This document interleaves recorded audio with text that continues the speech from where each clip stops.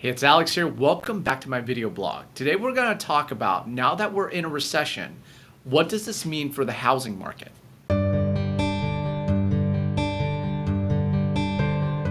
So, for the first time in quite some time, the gross domestic product, which is one of the ways that we measure the output of the economy, dropped by 0.9% in this quarter after falling 1.6% in the previous quarter.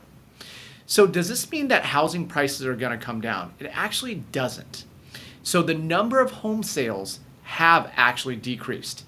And that's important to know because there's actually a difference between the number of home sales and actual home prices. Number of home sales have definitely come down on the backs of higher interest rates, on higher inflation, and people having to make very good strategic decisions for them and their family. So number of homes selling has actually decreased already. Now the second part of this is that what does it mean for the housing market? It may mean a lot, it may mean nothing, but ultimately it depends really on what your goals are.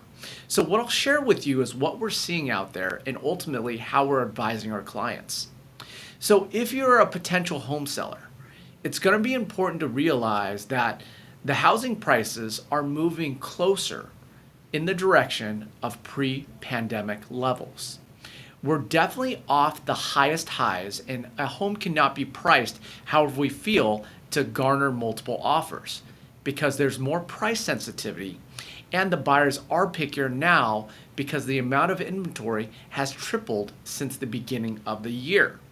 So more options lead to more choices, and those choices that you have, instead of a single family, you may decide that you want to be in a townhome in a very particular neighborhood.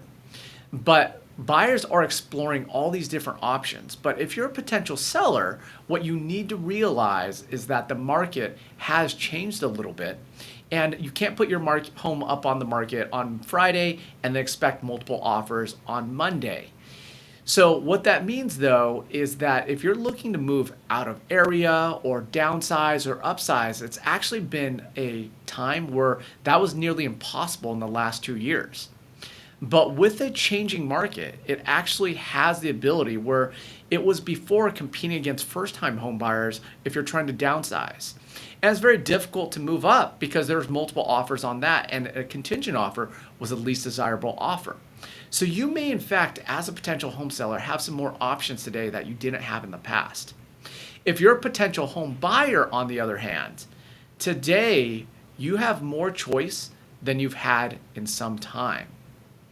During the pandemic, a number of our clients that bought homes during that time, they actually couldn't get a refrigerator, washer, dryer, or even furniture delivered to their home for 4 to 12 weeks. That was pretty common across the board. But now with the inventory and the supply chain kind of working itself back out because of a little bit reduced demand, it's easier to get those items. So what it means for you as a home buyer, if that's you, is that you have the ability to make better decisions and really target focus on the areas that you want to be in. And then make strategic and good financial decisions with those options. Now, right now, it is the summertime, and the amount of inventory is definitely higher now. As we move into the fall years, or fall season rather, we do see the amount of inventory decreasing for the number of home sellers that are on the market historically. So there's a little bit less in the way of choice. But what it means is that whether you're a home seller or a home buyer, we are seeing some changes in the real estate market. Homes are not selling at all-time highs just because it was put on the market in a low inventory environment. For buyers, you're not going to have to compete against 30 other home buyers for the same home. More realistically, you're going to have an opportunity to make good decisions. Homes that are priced correctly will continue to sell quickly, but you have the ability today to make decisions like you hadn't had before. Buyers were having to waive the appraisal, waive the loan, and also waive the inspection in some cases, which is something we never recommend to our clients.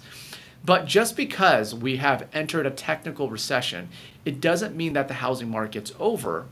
In fact, even with a little bit higher interest rates, you may be able to buy a home at a price that actually meets your budget. The payments may be a little bit higher, But as you kind of plan forward, there's a lot of things to consider. If you have any questions on what we're seeing or want to get added to my monthly market report, feel free to do so. You can reach out to me directly. Hope you're having a great day, and we'll see you next time.